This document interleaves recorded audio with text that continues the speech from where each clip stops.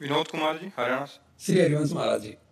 श्री हरिवंश महाराज जी, आपने सत्संग में संध्या के समय कुछ भी खाने को निषेध बताया था। आपसे निवेदन है कि संध्या का समय क्या है और इस समय हमें क्या करना चाहिए, क्या नहीं करना। हाँ, 45 मिनट आगे और पीछे सूर्य भगवान के अस्त होने के, उसको 48 समझ लीजिए। 2 घड़ी 24 मिनट, 24 दूनी 48, 2 घड़ी का समय संध्या का समझ लीजिए। कि जैसे इस समय 5:45 डूबता होगा दिन, 5:45, तो 5:45 के 24 मिनट घटाइए, 5:21, 5:20। हाँ, मान लो 5:20 से संध्या लागू हो गई। 6:10। 24 मिनट इधर और फिर अस्त होने के बाद 24 मिनट, 5:45 के बाद 24 मिनट जोड़िए, 6:10, मतलब 6:10 के ये 5:20 से लेकर और 6:10 तक बीच में जैसे भोजन है, स्वाध्याय है, सहवास मैथुन है, ये सब क्रियाएं मना की गई हैं। उस समय शांत भाव में भगवान सूर्य को अर्घ देकर गायत्री जप है, गुरु मंत्र जप है, नाम जप है, उस समय जप प्रधान रहना चाहिए। संध्या काल में ये 48 मिनट का समय, बीच का 24 मिनट इधर 24 मिनट इधर, दोनों को छोड़ करके फिर इसके बाद पाले या पहले पाले, लेकिन संध्या के समय भोजन मना किया गया है। 1 घंटा की बात है, छोटा मोटा 48 मिनट मतलब। अगर हम को कार्य कर रहे हैं कोई और नाम जप करते हैं, हाँ बिल्कुल, वो उस समय नाम जप जरूर करना। हमारे लोग किसान है तो अपना काम तो करेगा, व्यापारी है तो अपना काम करेगा, पर उस समय जैसे संध्या का समय तो ध्यान आ गया ना, संध्या का समय भगवान का स्मरण प्रारंभ कर दे अपने कार्य करते हुए, क्योंकि जीवन में कार्य कभी समाप्त होने वाले हैं नहीं। तो हम भगवान का भजन थोड़ी छोड़ देंगे, भगवान का भजन तो करना ही चाहिए जी। संजय यादव जी। राधे राधे महाराज जी। महाराज जी, जब भक्त भगवान से कुछ नहीं चाहता तो भगवान क्या देना चाहते हैं, फिर क्या देंगे? अपने आप को, अपने आप, ये बड़ा पावरफुल चिंतन है। जब हम किसी का भजन करें या सेवन करें, कुछ चाहे ना, इसमें बड़ा पावर है। जैसे आप कोई सेवा किए तो हमारा मन होगा, आप क्या लेंगे? कुछ नहीं। फिर आप सेवा करें, फिर पूछे क्या लोगे आप? कुछ नहीं। तो जितना आप कहोगे कुछ नहीं, उतना ही हम आपके प्रति समर्पित होते जाएंगे, आपके प्रति हम यहां तक समझ लो कि कमजोर होते जाएंगे। हम इतना कमजोर हो जाएंगे कि एक दिन आपके सामने हम सकुच जाएंगे। जब आप कुछ नहीं लेंगे तो आपकी अधीनता हो जाएगी, आपकी अधीनता हो जाएगी। देखो, सर्वलोक महेश्वर अखिल ब्रह्मांडों के स्वामी भगवान श्री राम हनुमान जी से कहते हैं, कितनी सकुच है इस बात में देखना। प्रति उपकार करो का तोरा, सन्मुख हुई न सकत मन मोरा। मैं आपकी सेवा के बदले में क्या करूं?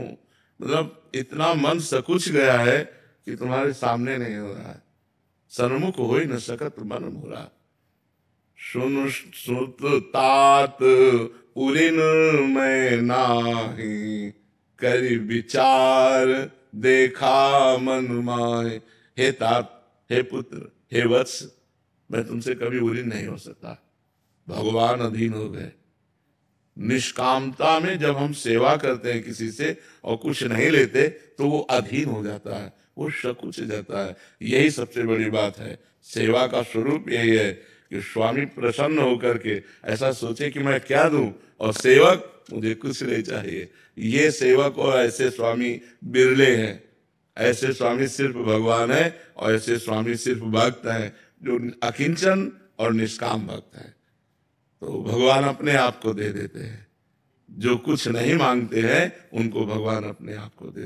उन भक्तों के पीछे पीछे भगवान डोलते हैं, कहीं कोई विपत्ति, कहीं कोई कष्ट ना हो जाए। जहां मेरा भक्त चरण रखे वहां रखूं मैं हाथ, पीछे पीछे मैं फिरूं कभी न छाणु साथ। भक्तन पाछे यो फिरत जो बछड़ा संगाए। अगर थोड़ा भी कोई संकट का अवसर आता, वहां भगवान तुरंत भक्त का सहयोग कर देते हैं। भक्त क्योंकि वो निष्काम भक्त है ना। जहां जहां भक्तन को कछु परत है संकट आए, ताता आपुन बीच होए, उस संकट में तुरंत उसकी रक्षा करते हैं। तो बहुत उत्तम भक्ति है जिसमें भगवान से मांगा न जाए, पर हम लोग ऐसे मांगता है कि भक्ति थोड़ी है और मांग बहुत ज्यादा है। मतलब बहुत विचित्र संसार का स्वरूप है।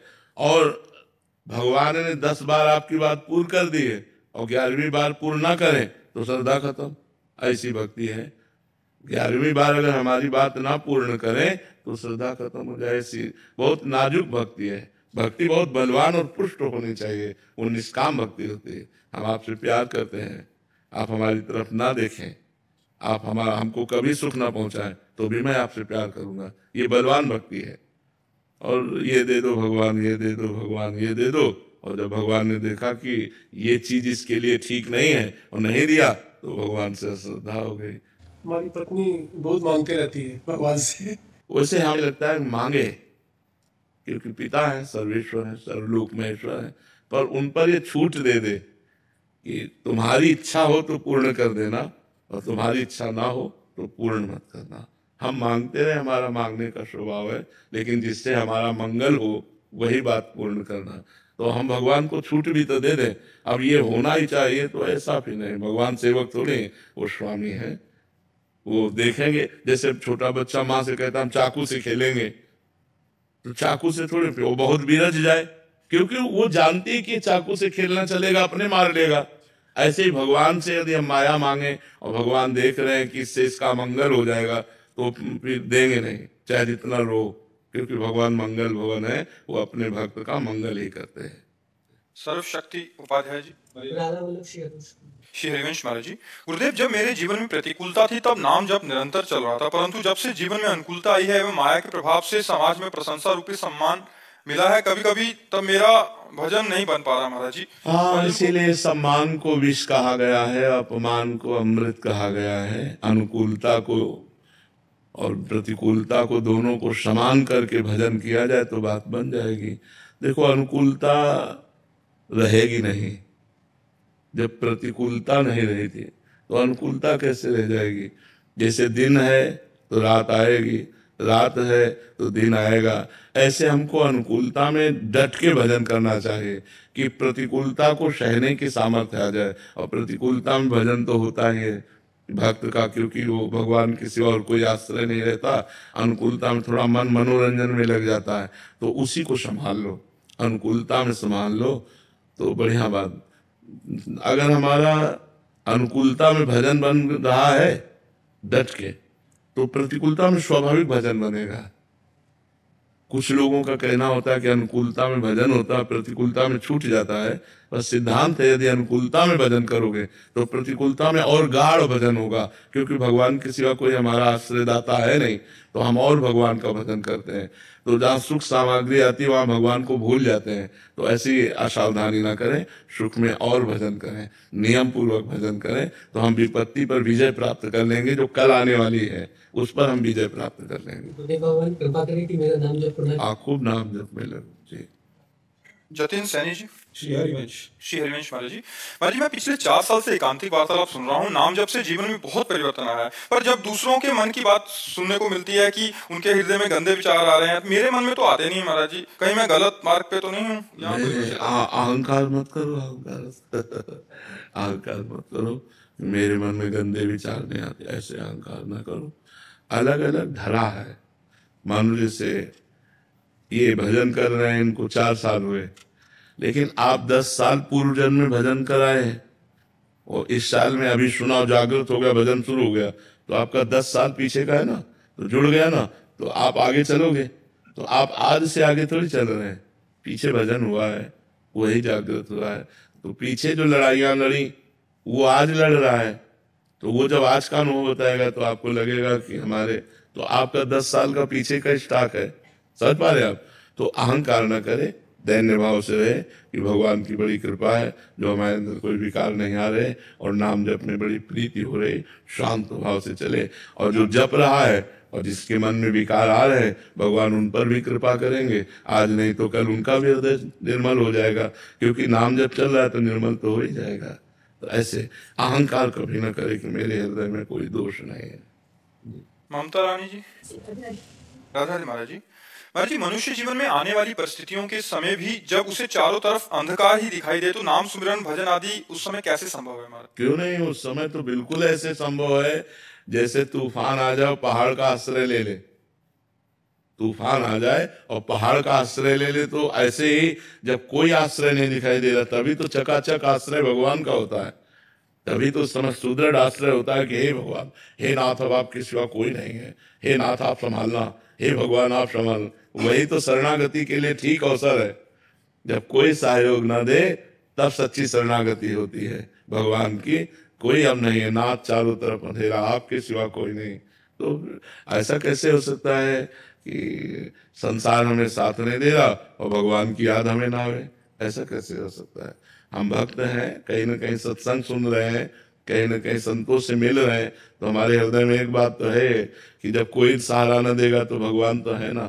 तो भगवान का आश्रय विपत्ति में बहुत जोर का होता है। हे नाथ, अब आप ही बचाओ, हे प्रभु अब आप ही इज्जत रख सकते हो, हे भगवान अब आप ही हमारा सहयोग कर सकते हो। उस समय तो ऐसी प्रार्थना प्रतिपल होती है और एकदम तदात्म हो जाता है भगवान में जीव। जब संकट आता है, जब विपत्ति आती है, पर वो जो भगवान का भजन कर रहा है, जो भजन नहीं करेगा वो मारा घूमेगा, उससे फोन मिलाएगा, उससे बात करेगा, उससे बात करेगा, निराश हो जाएगा, ज्यादा निराश हो जाएगा तो की सोच लेगा, वो भगवान की तरफ जाने की नहीं सोचेगा। जिसने भजन नहीं किया, जो भगवान से नहीं जुड़ा है, उसको रास्ते नहीं पता है भगवान का। नहीं तो जो थोड़ा भी भजन करता है तो जहां विपत्ति आई तो एकदम समिट गया और एकांत होकर भगवान का सुमिरन करता है, और उसके विपत्ति का नाश निश्चित होगा जो विपत्ति के समय भगवान का सुमिरन करता है। हरि स्मृति सर्व विपद विमोक्षणा, भगवान की स्मृति समस्त विपत्तियों का नाश कर देती। पक्का खूब नाम जप करो और कभी भी संकट आवे तो केवल भगवान का आश्रय लो, केवल भगवान से प्रार्थना करो, केवल भगवान को पुकारो। कर्नल रुपेंद्र पाठक जी। राधे राधे महाराज जी। महाराज जी, लाइफ में सब अच्छा चल रहा है, भगवान की कृपा से मुश्किल वक्त में भी भगवान निकाल देते हैं, पर एक भावना रहती है कि समय निकला जा रहा है, बहुत कुछ करना बाकी है और ऐसा ना कर पाए और अंतिम समय आ गया तो क्या होगा? ऐसा क्या किया जाए कि सब खुशी से समाप्त हो? देखो, ये लाइफ सुखपूर्वक कट रही है, कोई खास बात नहीं है, क्योंकि शरीर छूटेगा और आप जिस कार्य के लिए प्रधान आए हैं उस कार्य को यदि कर नहीं रहे हैं, बड़े भाग्य से मनुष्य शरीर मिला है। अभी शरीर छूट जाए, इसके बाद हमको किस योनि में जाना पड़ेगा कोई हमें पता नहीं है। पशु पक्षी, कीड़ा मकोड़ा, सुअर कुत्ता गधा क्या बनाया जाए कुछ पता नहीं है। तो हमको साधन धाम मोक्ष कर द्वारा पाई न जे परलोक समारा, सो परत्र दुख पावे सिर धुनि धुनि पछताए। मनुष्य शरीर से ऐसा साधना किया जाए कि कम से कम मुझे अगला जन्म फिर मनुष्य का तो मिले, अन्य योनियों में तो न जाना पड़े। कितना दुख है अन्य योनियों में, बहुत दुख है। अपने तो थोड़ा कहीं दर्द हो जाए, पीड़ा हो जाए तो डॉक्टर से मिल सकते हैं, लेकिन जंगलों में पशु पक्षी हैं, घाव हो जाता है, कांटा लग जाते हैं, बीमारियां आ जाती हैं, उनको कौन देखता है? मान लो पालतू पशु की तो औषधि पालने वाला करवा दिया, लेकिन जो जंगलों में है, जो बहुत सी ऐसी योनियां हैं, बहुत अच्छा हम खान पान, रुपया पैसा, मकान एकत्रित सब कर लिए, लेकिन जब शरीर छूटेगा तो कुछ साथ नहीं जाने वाला। तो जो साथ जाने वाला है उस पर हम ध्यान दें कि वो भी हमारे जीवन में होना चाहिए। जैसे ये भी आवश्यक है तो वो भी अति आवश्यक है। हमारा परिवार है, उसके पोषण के लिए धन चाहिए। धन के लिए हमें राष्ट्र सेवा रूपी नौकरी मिली है, उससे हमें धन मिलता है, परिवार का पोषण होता है, और एक सम्माननीय नौकरी है, कोई साधारण नौकरी नहीं है। जो आर्मी की है ये बहुत सम्माननीय है। जो सैनिक अपने प्राणों को बलिदान करके बॉर्डर पर हर कष्ट सह रहा है, उससे बड़ा हम दो ही को सम्मान करते हैं अधिक, संत और सैनिक। जो संत तपस्या पूर्वक जीवन व्यतीत करके अपने जीवन की तपस्या समाज को देते हैं, ऐसे ही सैनिक अपने परिवार का प्रेम छोड़कर, राग छोड़कर, सुख सुविधा छोड़कर वो बॉर्डर पे हम चैन से सोते हैं, वो रात में जगता है, वो गोली खाने के लिए तैयार है, इसलिए हम उसका सम्मान करते हैं। तो बहुत शानदार आपकी नौकरी भी है, बहुत सम्माननीय नौकरी है। बस नाम जपना शुरू कर दीजिए। अगर नाम चल जाए तो परलोक समझ जाएगा नाम से, और इस लोक में तो भगवान ने बना ही दिया।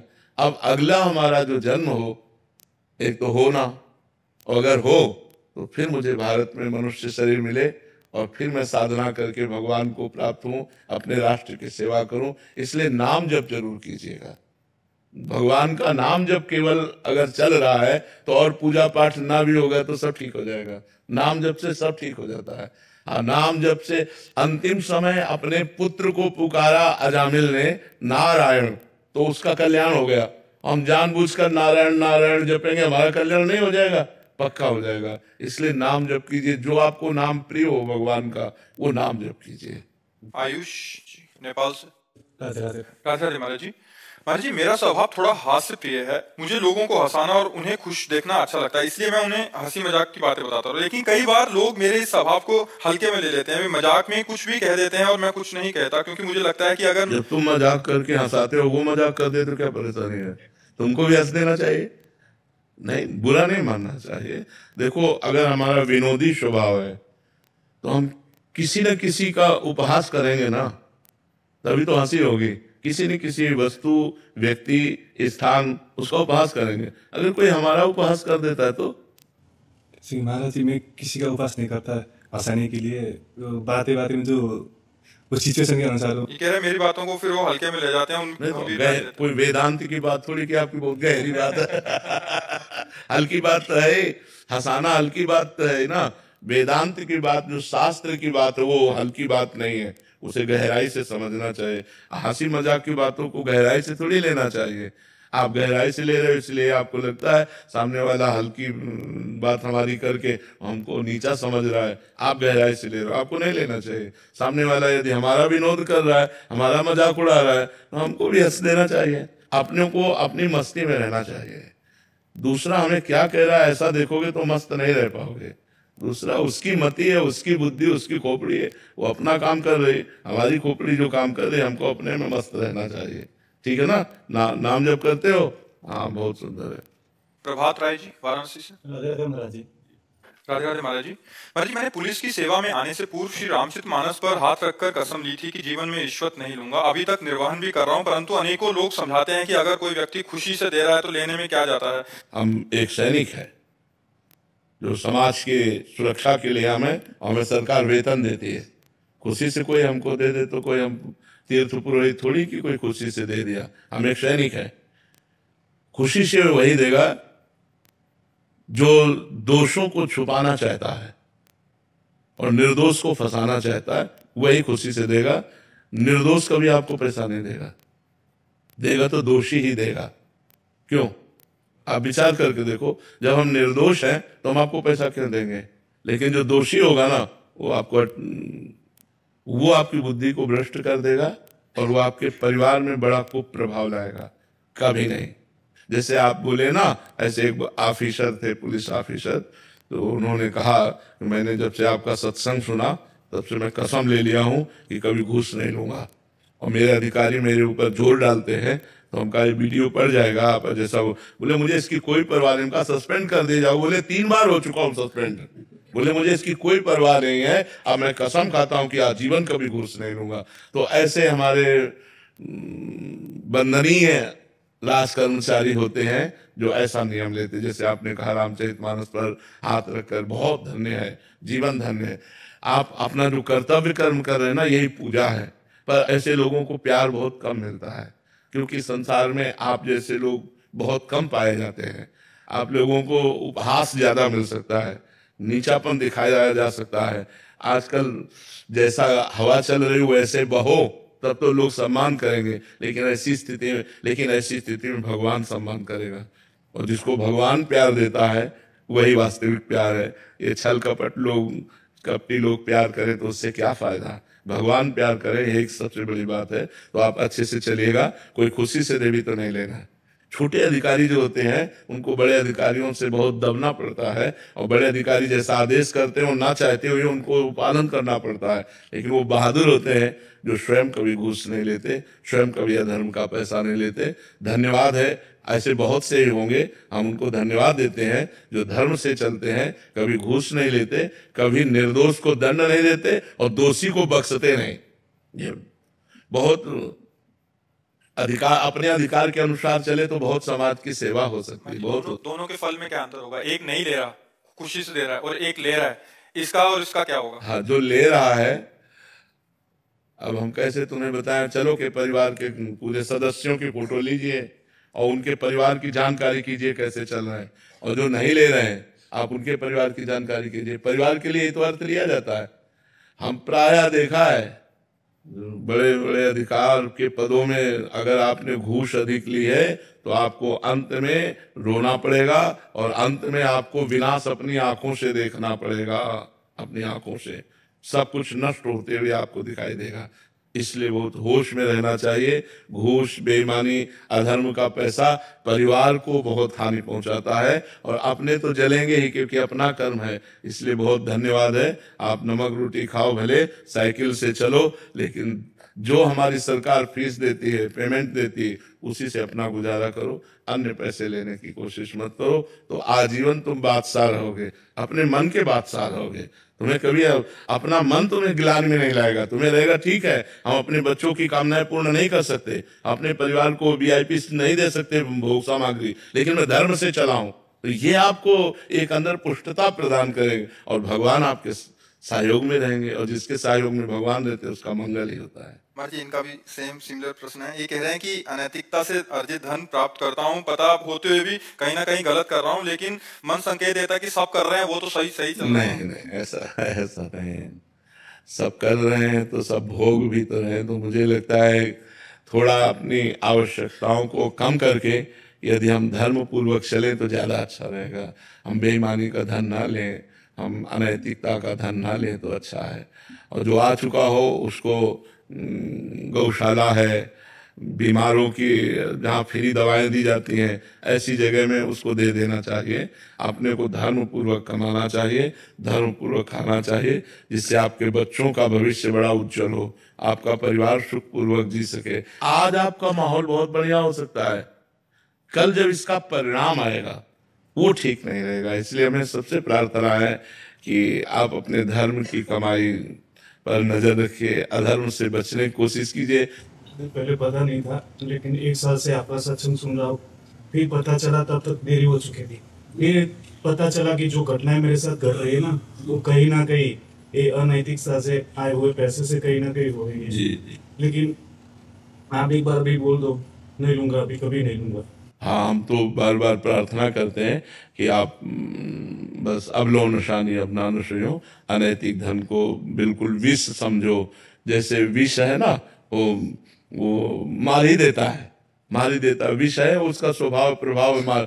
ये तो 100% आप समझ लो, अधर्म की कमाई विष है, वो मार ही देगी, पक्का मार देगी। एक रास्ते में कुछ असरफियां की थैली पड़ी हुई थी, एक संत जा रहे थे, तो वो रज से ढकी हुई थी ऐसे, तो उनका पैर लगा, तो उन्होंने देखा कि ये तो अशरफी है, तो शिष्य ना देख ले इसलिए ऐसे फिर रज से ढका।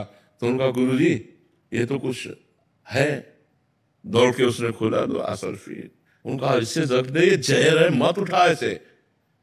तो उनका गुरुजी जहर है इसमें क्या? बोले मार डालेगी ये माया अपवित्र है। तो गुरु जी हमें इस बात पर विश्वास नहीं हो रहा है, मार कैसे डालेगी? तो उनका इसको यहीं रखी रहने दो, चलो उधर झाड़ी में चुपचाप बैठो, चल के हम तुमको दिखाते हैं ये माया कैसे मार डालेगी। अपवित्र माया है, जहां जाएगी उसकी बुद्धि भ्रष्ट कर देगी। अपवित्र माया का, अधर्म का स्वरूप यही होता है। तो 4 राज सैनिक घोड़ों पर चढ़े हुए उस समय वहां से निकले, तो एक की दृष्टि पड़ी, अरे बोले यार इसमें तो सैकड़ों असरफियां हैं। बोले यार ये तो आज हमारे भाग्य खुल गए। चारों पेड़ के नीचे बैठ गए, कहा 4 हिस्से लगा लिए जाएं। बोले 4 हिस्से बाद में लगाएंगे, पहले इससे 4 असरफी निकालो। जाते हैं, बढ़िया भोजन बनवा के लाते हैं और अपने चारों लोग पाते हैं, और फिर इसके 4 हिस्से कर लिए जाएंगे। तो नजदीक में ही बाजार थी, 4 असरफी लेकर बाजार में गए। उन दोनों ने विचार किया, जो बाजार गए, कि यार उसके 4 हिस्से क्यों, 2 हम और तुम। बोले भोजन में विष मिला दो और फिर ले चलते हैं, दोनों मर जाएंगे, 2 हिस्से हो जाएंगे। ठीक है, वो स्वयं तो अच्छा भोजन पाए और 2 के लिए जहर युक्त भोजन बनवा के लाए। उधर दोनों ने विचार किया, इसके 4 हिस्से होंगे। बोले आते ही गोली मार दो 2 को और इसके 2 हिस्से कर लेते हैं। बोले ठीक है। तो जो ही दोनों भोजन लेकर के आए, सो ही दोनों को शूट कर दिया। और उनका यार मार तो दिया ही, भोजन पा लेते हैं आराम से, फिर हिस्सा करके चलते हैं। भोजन निकाला, दोनों पाए, दोनों मर गए। बाबा जी ने अपने शिष्य से कहा, देखा मार डाला ना, भाग यहाँ से, इसको मत उठाना। जो अधर्म का पैसा है वो बुद्धि दूषित ही कर देता है। अगर बुद्धि दूषित ना करते, चारों लोग बढ़िया भोजन पाते, 4 हिस्सों में बांट लेते। लेकिन अधर्म का पैसा तो बुद्धि को दूषित कर दिया, चारों मर गए, किसी के हाथ में नहीं, थैली वहीं पड़ी रही। ये अधर्म का पैसा कभी सुख प्रदान नहीं करता। पत्नी, पुत्र, परिवार में कहीं न कहीं अशांति, कहीं न कहीं विक्षेप, कहीं न कहीं विच्छेद, प्रेम विच्छेद, ये सब करता है। इसलिए हमें लगता है नमक रोटी खाए और बिना टेबलेट के सोना सीखे, चैन से सो जाए, और अधर्म का पैसा लाए और मानसिकता विक्षिप्त रहे, सो ठीक नहीं है। अमन जी दिल्ली से। राधे राधे महाराज जी। महाराज जी, नाम जब केवल भगवत प्राप्ति के लालच से किया जाए तो भगवत प्राप्ति हो जाएगी? और भगवत प्राप्ति की इच्छा बहुत जन्मों की पवित्रता के बाद होती है। या तो किसी महापुरुष का सानिध्य मिल जाए तो इसी जन्म में भगवत प्राप्ति की इच्छा प्रबल हो जाए। जब भगवत प्राप्ति की इच्छा नहीं होती, भोग और ऐश्वर्य प्राप्ति की इच्छा होती, मान सम्मान की इच्छा होती। भगवत प्राप्ति की इच्छा तो किसी बिरले के हृदय में होती है। बहुनाम जन्म नामन्ते, बहुत जन्मों के बाद कहें उसको, ये मुमुक्षुता प्राप्त होती है कि मैं मुक्त हो जाऊं, मैं संसार से मुक्त हो जाऊं, मैं भगवान को प्राप्त हो जाऊं। ये अनेक जन्म संसिद्धि, अनेक जन्मों से जिसकी साधना होती रही है। नहीं तो भोगेश्वर प्रसक्ता नाम तया प्रहत चेतसाम व्यवसायत्मिका बुद्धि समाधो न विधीयते। जो भोग और ऐश्वर्य ने चित्त का अपहरण कर लिया है, वो ये कभी संकल्प ही नहीं कर सकते कि मुझे भगवत प्राप्ति हो। उनकी बुद्धि में आता ही नहीं कि मैं भगवत प्राप्ति करूं। मरना है तो सबको एक दिन, लेकिन मौत से जी लेते हैं, उनकी बुद्धि ऐसी रहती है। और जो पवित्र बुद्धिमान होते हैं कि एक दिन मरना है, मरने के बाद पता नहीं किस योनि में जाना पड़े, मुझे इसी योनि में अपने उद्धार का उपाय कर लेना चाहिए, क्योंकि अन्य योनियों में साधना नहीं हो सकती, केवल मनुष्य योनि में होती है। और भगवान नाम से निश्चित परम पद की प्राप्ति हो जाएगी, निश्चित भगवत प्राप्ति हो जाएगी, यदि हम खूब मनोयोग से नाम जप करें। एकमात्र नाम का आश्रय ले लो, सब पार हो जाएगा। कलयुग केवल नाम आधारा, सुमिर सुमिर भव उतर है पारा। केवल नाम आधार है। कृतयुगे ध्यायते विष्णु त्रेतायाम यजते मखई द्वापरे परिचर्यायाम करो तद्धर कीर्तन। कलयुग में सिद्ध बात है कि भगवान के नाम कीर्तन और नाम जप से भगवत प्राप्ति हो जाती है। खूब नाम जप कर। अरिजीत जी हिमाचल से। राधे राधे महाराज जी। महाराज जी, राधा नाम जब हम जोर जोर से बोलते हैं, राधा नाम जब हम होठ बंद करके जीभ से बोलते हैं, और राधा नाम हम जब मन से बोलते हैं, कौन सा सर्वश्रेष्ठ है? देखो, पहले साधक को सर्वश्रेष्ठ के चक्कर में नहीं पड़ना चाहिए। हम राधा नाम ले रहे हैं, यही हमारे सौभाग्य की बात है। चाहे हम जोर से बोल के ले रहे हो, चाहे हम उपांशु ले रहे हो, चाहे हम मानसिक ले रहे हो। ये तो पहला उत्तर। दूसरी बात यह है कि जब हम मन से जपते हैं तो हमें आनंद की धीरे धीरे अनुभूति होने लगती है।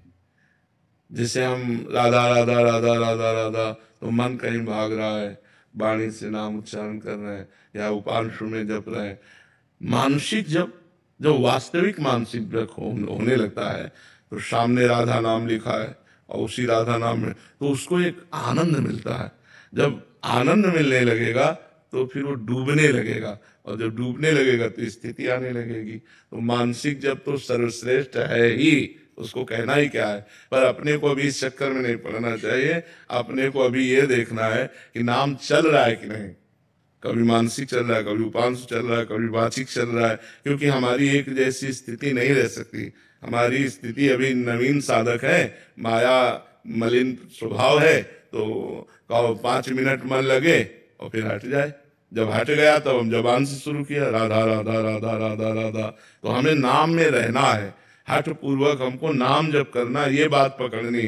हमें ये नहीं देखना चाहे मन से जपना पड़े, उपांशु जपना पड़े, वाचिक जपना पड़े, चाहे जैसे हो, हमें नाम में लगे रहना है। पहला अगर ऐसा स्वभाव बना लोगे तो आगे फिर मानसिक तो स्वाभाविक चलने ही लगेगा। प्रतिमा जी, राधे राधे महाराज जी। महाराज जी, चाहे कितनी भी प्रतिकूल परिस्थितियां हों, कितनी बड़ी समस्या हो, उसे कैसे अनुकूल बनाएं ताकि हम उस परिस्थिति से बाहर निकल पाए? भजन। जब तक भजन नहीं करोगे तो बातों से विपत्तियों पर विजय प्राप्त नहीं किया जा सकता। उसके लिए अध्यात्म बल चाहिए, धैर्य चाहिए। जब चित्त भगवान से जुड़ा होता है तो हम सब कुछ सह सकते हैं, और जब चित्त संसार से जुड़ा होता है तो हम सह नहीं पाते। हम व्यथित हो जाते हैं, हम व्याकुल हो जाते हैं। बड़े से बड़े दुख को सहने की सामर्थ्य भगवान के भजन से मिलती है। देखो, गुरु अर्जुन देव जी ने भजन का प्रताप दिखाया। उनको तपते हुए तवे पर बैठाला गया, ऊपर से तप्त बालू डाली गई, फफोले पड़ रहे हैं, पूरा शरीर जल रहा है, और वाहे गुरु वाहे गुरु वाहे गुरु कह रहे, तेरा किया मीठा लागे, तेरा किया। जल रहे हैं, कष्ट सह रहे हैं, जय हो आपकी, जय हो वाहे गुरु वाहे। कहीं शिकायत नहीं भगवान से, कोई रोष नहीं। न मारने वालों का, जो उनको कष्ट दे रहे उनके प्रति भी रोष नहीं। भारी से भारी दुख में भगवान की कृपा का अनुभव होना, तेरा किया मीठा लागे, आपका किया अच्छा है, वाहेगुरु का विधान मीठा लगे। ठाकुर हरिदास जी यवन कुल में प्रकट हुए थे और हरे कृष्ण ये नाम महामंत्र जपते थे। इसी से वहां का काजी नाराज हो गया और बादशाह से शिकायत की, उनको बंदी बना के ले जाया गया। प्रश्न उत्तर हुए तो उनका, मैं भगवान के नाम को नहीं छोड़ सकता, आप दंड दे दीजिए। तो दंड हुआ 22 बाजारों में बेत मार मार के मार डालना। 22 बाजारों में बेत मार मार, जहां बेत लगता कोड़े पे कोड़े, बेत पे बेत, तो हरि बोल हरि बोल हरि बोल। उस महापुरुष के मुंह में सिकन नहीं आई, वही हरि बोल हरि बोल। फिर बड़ा हुआ मानकर गंगा जी में डाल दिया, तो गंगा जी की पावन जल से उनको चेतना आई, और धीरे धीरे कुलिया नामक ग्राम में जाकर उनका शरीर लगा, तो वहां के लोगों ने देखा ये तो जिंदा है। मतलब कितना बड़ा से बड़ा कष्ट, अब समझो इस कोटि का कष्ट, और हरि बोल हरि बोल। तो भक्तों के जीवन में देखा गया भारी भारी विपत्तियां, भारी भारी कष्ट। अब देखो, चीदर चिदरानी जी नाम के एक महान भक्त थे। पीपा जी राजा थे, उन्होंने बैराग धारण कर लिया था, और उनकी पत्नी थी रानी सीता सहचरी। बड़े सिद्ध महापुरुष हुए, द्वारिकाधीश के साक्षात दर्शन किए। जब द्वारिकाधीश के दर्शन करके तो उनके मन में भगवान के महान भक्त प्रशंसा सुनी थी चीदर चिदरानी जी की, तो उनके दर्शन के लिए गए। वो ऐसे महान भक्त थे कि संत कभी दरवाजे से वापस नहीं लौट सकते, कुछ न कुछ खवान पे। और धीरे धीरे धीरे धीरे इतनी गरीबी कि दरवाजे और खिड़की भी बिक गई थी संत सेवा में। मतलब घर में कुछ नहीं था जिससे बेचा जा सके, और इतने बड़े संत पीपा जी सीता सहचरी पहुंची। चीदर जी घर गए, चिदरानी जी से कहा कि बाजार में कोई हमको उधार देता नहीं, हमारे पास कुछ वस्तु है नहीं, और आज बहुत बड़े संत आए हैं, ये आज भूखे चले जाएंगे। और आज तक ऐसा नहीं हुआ कि संत दरवाजे से भूखे जाए, क्या किया जाए। उनकी पत्नी ने कहा चीदर जी की कि हमारे शरीर का जो वस्त्र है, एक वस्त्र धारण किए थे साड़ी, अच्छा है ये, इसको बेच लो, 1 रुपये का तो बिक ही जाएगा, तो कुछ दाल चावल मिल जाएंगे, उसी को दान करके संत को पवा देंगे। ऐसा ही किया। शरीर का वस्त्र भी पत्नी ने, तो रेशम का था पहले जमाने में, तो 1 रुपये का ऐसे बिका, तो कुछ दाल चावल मिला बनाया, बना के सीता जी बाहर ले गए, बैठे थे पीपा जी सीता सहचरी। तो सीता सहचरी जी इनका भक्ता, इनको भी बुलाओ यहाँ पालें। तो उनको वही ठीक है आप पालो। तो वो रानी थी, बहुत प्रवीण थी, तो उनका ऐसा क्यों भक्ता, इनको तो लाना चाहिए, और स्वयं गई। तो वो उनकी जो दशा थी, आंसू चल रहे थे, भगवान का नाम चल रहा था, वो कह रहे थे भगवान आप कितने कृपालु हो। देखो ऐसी परिस्थिति में कृपा का अनुभव कर रहे, कितने कृपालु हो कि आज संत को भूखा नहीं जाने दिया, आपने व्यवस्था कर दी। समझो वो भगवान की कृपा थी। सीता सहचरी जी गई, उनका भक्तायन जी तो भगवान के प्रेम में डूबे। तो कहा आप रसोई में निर्वस्त्र बैठे। तो उनका हमने सोचा था कि जब आप मिलोगी तो श्री कृष्ण की चर्चा करोगी, क्योंकि द्वारिकाधीश का साक्षात दर्शन करके आ रहे हो। क्या इस मरण धर्मा शरीर की बात कर दी। सीता सहचरी जी पीपा जी के पास गए, बोले इनके यहाँ एक दाना अन्न खाने के लिए नहीं, वस्त्र बेचकर हम लोगों को भोजन पवाया है।